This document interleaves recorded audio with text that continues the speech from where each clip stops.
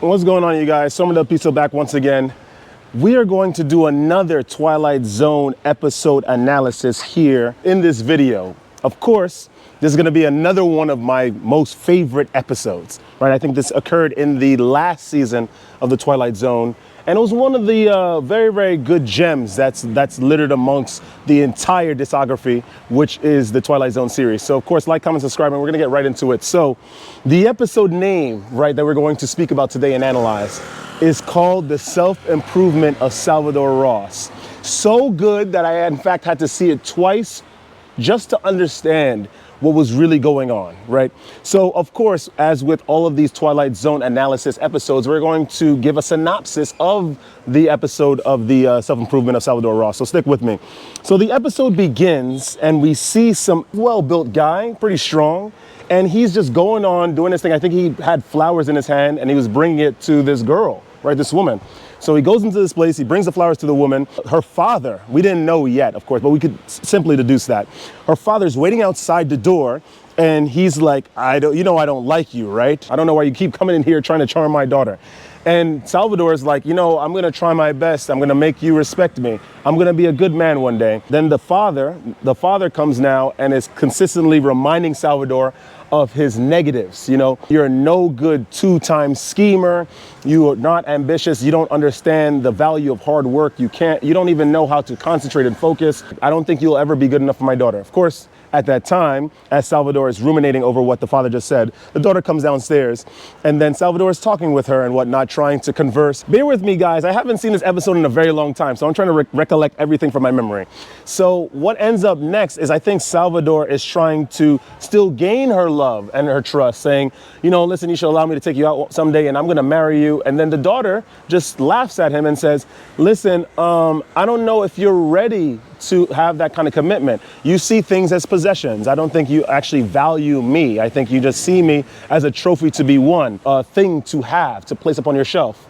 And he's like, listen, whatever you want, I'll be that person. The daughter is like, I don't know. I don't see this happening anytime soon because it seems like you're set in your ways. Salvador then leaves. We see him pretty sad.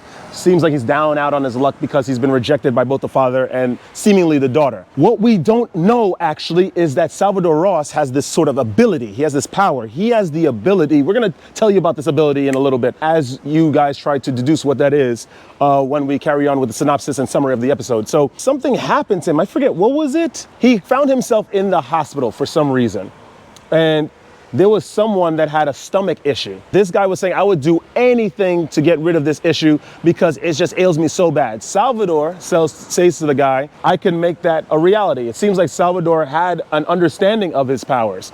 So he then said, deal, we'll do a switch of our conditions. He said, I will take it on if you give me X amount of money, or something like that. I forget what it was. The trade is initiated. Therein lies the appraisal of the ability of Salvador Ross. We then figured out that he understands the ability and how to switch conditions and status. I forgot what put him in the hospital in the first place, but the guy that now had that. So then I think Salvador started going around overutilizing this power. He needed to get richer. He needed to accumulate physical wealth in order to gain favor with the girl. There was an old man. I remember this. It's an old man that lived in this fancy New York apartment. And he went up, or some fancy apartment in some metropolis somewhere. He goes up to the old man and he's helping him with this, with his stuff or whatever errands he needed to get run. And this guy is like, an old man like me, we don't have much time to enjoy the wealth that we've spent our whole lives accumulating. He said some platitude like that. Salvador says, if you can you could do all this over again, of course, with your wealth, would you choose to do that? And of course, the guy is like, what you're talking about is fantasy. It's mere witchcraft. This is not possible, right? So Salvador says, listen, initiate the deal with me and this will be the case. So then there is a switch. He takes some of the years from this old man. And of course, he initiates this deal of money, right? And the old man gets younger. And then Salvador also, he gets a little older, but his wealth increased exponentially. He's the same predicament as the old man. He has the money, but he is also very old. And there's no way that he'll be accepted by this girl if he's old with money. So what does he do? He decides to strike a deal with a young man. Listen, young man, I know you see this. I have wealth as well. I can give you this wealth, of course, in exchange for some of your years. The young man is like, are you kidding me? Like, of course, if I had the opportunity, I would definitely take it. The deal is made and struck, and the young man has now become a very, very old man because of Salvador taking most of his years. What has happened, right? We're learning a lot about this guy's character, that Salvador, he is using very, very sneaky criminal-like deals, right? But what he's doing, right, is for a good cause, seemingly in his head. He is trying to charm the girl of his dreams. He is trying to be with her by any means, of course, based on the fantasy that he's constructed in his head. And he's willing to do anything to do this, to achieve this. What ends up happening now? So Salvador is now young again, right? He's the same age, or I think a little younger, than when he started the episode. And he has a lot of money in his pocket. And in addition to that, I think he also won that apartment that old man that had all that wealth that he made the deal with initially. So then he ends up buying a car. He comes with this car, drives along to the girl's house yet again. He jumps out the car. He's like, what's going on, baby? I'm ready. I have the money and I'm ready for you. I think that we need to come and marry me, and we'll go off somewhere in our idea of heaven. And then the girl says, you still don't understand. I am something that cannot be bought. I have value. I have my own mind. I have my own heart. I have my own desires. He's like, what do you mean? I love you. This is what it means to love. So then what happens? He is still super ambitious. He wants to obtain the girl because, of course, she's not wrong to some degree. Salvador does view her as a prize to be won, a reward to be had. Salvador deduces that the father that hates him, the reason why he hates him is because he has so much compassion and love for his daughter. Then Salvador realizes, maybe this is what I need. I need his love. I need his affection. Then he strikes a deal with the father. I will give you wealth, and then I will take your compassion. I will take your benevolence. The father is like, okay, sure. I don't know what kind of magic you're playing at, but let's strike the deal. The deal is struck, and then, of course, Salvador, he's gained so much wealth from the deals that he struck in the past. So departing with a little bit of wealth in order to get compassion is nothing to him. But, of course, seeing as the father lost his compassion, the father is now incredibly angry and resentful of Salvador to such a large degree that he then pulls out a weapon and then says, without my compassion to restrain my urge to destroy you, I now will carry out what I always wanted to do since I met you, chasing after my daughter. And he dispatches Salvador Ross. Of course, we end the Twilight Zone episode with another very chilling monologue from Rod Serling about the problems and the unboundness of human ambition. What does this have to do? I'm sorry, guys. You could have came through. My bad. You guys are amazing. What does that have to do with semen retention? What does that have to do with life and reality?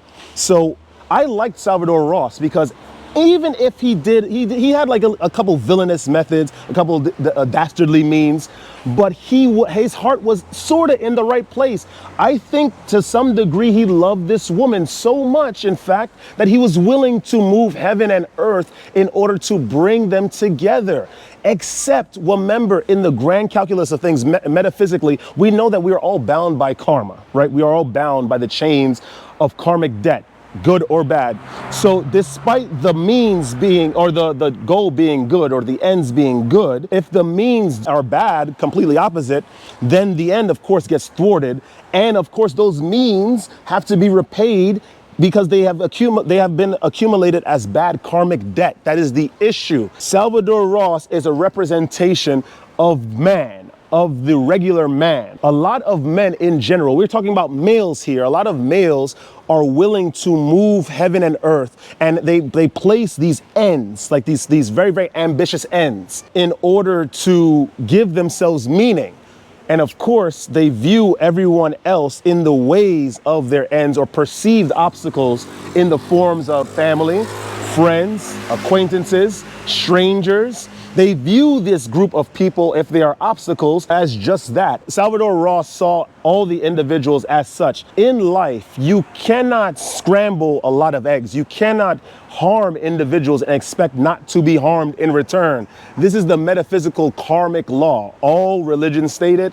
Every single group of thought states this. There is no escape from this chain, from this perpetual cycle or these perpetual conditions that govern life on a metaphysical level. What this has to do as well with semen retention, I think that individuals, we get sort of lost and we become very, very gung-ho about achieving our goals, achieving these missions that we set in front of us, especially now that we have the energy to do so and we have the enthusiasm to dream again as we did when we were children. And of course, find out that it's very easily and achievable, those dreams that we now refresh in our heads.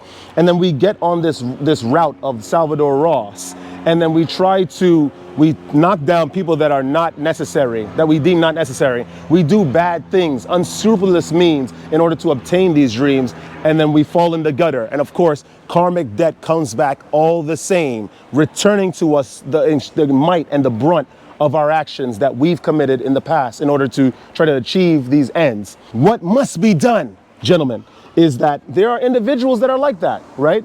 And you might see these qualities in yourself as well. You have to do a lot of introspective, objective appraisals about yourself and your attitude and your thought forms, right? And make sure that you are not sort of leaning towards very, very unscrupulous means in order to achieve what you believe is a dream or is a worthwhile dream. We understand that this world is full of poverty, right? We understand the world is full of pain and destruction, and we are trying our best in order to achieve these things. But in life, you have to understand that there is a way to get what you think you desire without trying to interrupt the karmic lines of the individuals in life. You can come through. Everyone's been coming through anyway, right?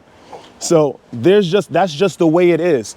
You have to understand that I always go back to something religious, right? I always go back to the Bible. In the New Testament and Revelation, there was the scrolls that were meant to be opened that showed the future of the world and how the events will carry out. The destructive forces, the serpent in his prime and peak, exerting his various methods of control of the individuals of the world. In order to open that scroll, one had to be completely worthy. The three objectives that needed to be complete, the three conditions that needed to be complete, is the individual that was worthy of opening the scrolls is someone that triumphed over the self, the world, and the devil which manifests himself in the aspects of the world and in the self. Of course, within the frame of the world, the devil manifests itself in people and sort of influencing thoughts.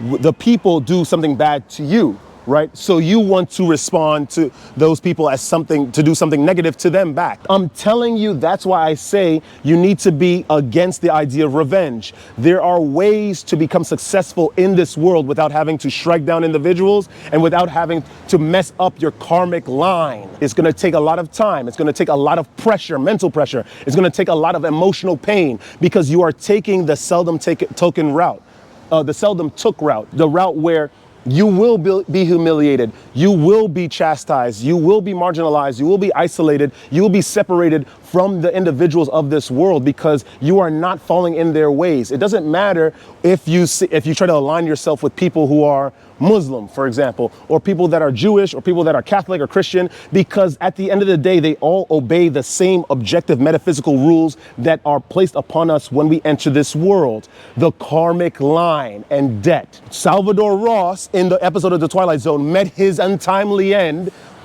timely end, because it was already preordained. He caused pain, so he was deleted by pain. Live by the sword, you will die by the sword. What we do as individuals, hearing about this tale, is that we carry on in our lives with complete peace and complete opposition to the individuals that seek to tempt us, not with sexual wiles and whatnot and sexual temptations, but to bring us into the ways of worshiping the things of this world. Gold, treasures, possessions. On semen retention, we are able to have the vision. Even with semen retention, we are not completely invulnerable to this, the karmic debt. We still have to pay karmic debt. If anything, in semen retention, we are met with more karmic debt because our actions are much more strong on this physical reality, and of course in a metaphysical realm as well. But with semen retention, we have the vision to see what the heck is going on, right? And we are trying to, when we now can have, we are better equipped to make decisions to separate us from making the decisions that will put us in the pool of paying back our evil karmic debt with our own lives and with our own future hanging in the balance. Long told the short, do not be like Salvador Ross. However, take his ambition and be peaceful, be objective. Do not seek to cut down the individuals around you in order to get a little step further on the eternal staircase of ascension. Live your life in peace. And with that being said, that is all I have to say to you guys today. If you like that content, like, comment, subscribe, share the video with some peers. I love the Twilight Zone always because every single episode holds within it a gem of truth that Rod Serling is trying to communicate to us in order to better our lives. Of course, I don't think he even thought that he would be teaching people or setting a precedent for science fiction, psychological thrillers, and even ways of thought, even philosophical ideas. But it happens to be so, and we have to analyze these episodes and try to incorporate the positives and objective ways into our lives in order to ascend. Don't ever let this place get you down. Of course, we know this world is full of individuals that are willing to cut you down, but you cannot return that. This isn't anything that happens in this world, guys. Anything. I'm going to say it again. Anything that happens in this world is nothing. It's really nothing. Individuals are so caught up on pride, even the most religious amongst us. They are caught up in zeal to obtain the things of the physical, to strike down other individuals physically and emotionally. But they will, if you hold fast, if you overcome this stuff, then you're gonna be good. You're going to ascend, and then everything is gonna be peachy, peachy, peachy. I know this because I understand this. I hold it within my very vessel. And stay radiant, my friends, always. I'll see you guys in the next video. Woo!